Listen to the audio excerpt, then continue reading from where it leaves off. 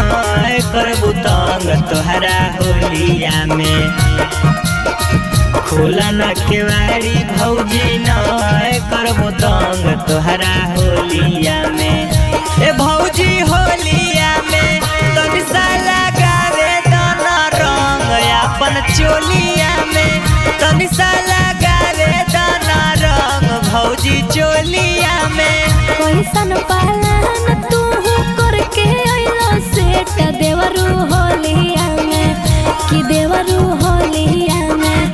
खुलतो नयाज भर गेट देवरू होलिया में। खुलतो नयाज भर गेट देवरू होलिया में।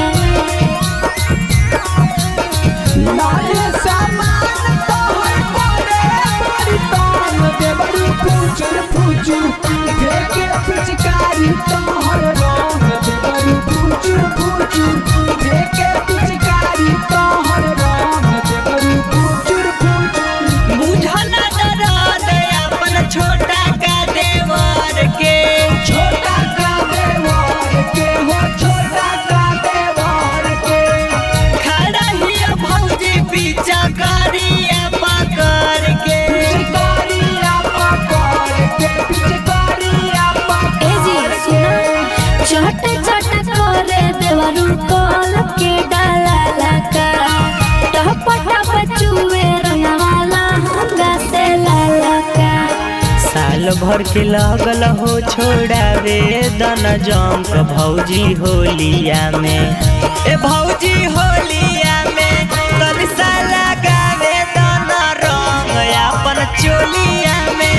तनी सा लगावे दन रंग भौजी चोलिया में।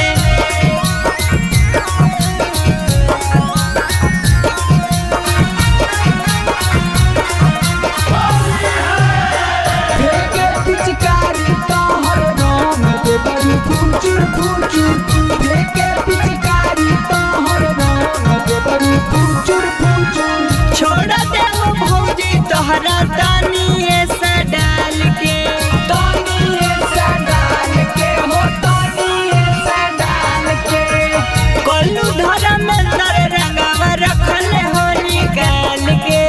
रखले हो निकाल के हो रखले हो ए जी सुना नास दिल हो सड़िया हमर नास दिल हो लहंगा। तोहर संग खेलल होलिया पड़ गेल महंगा।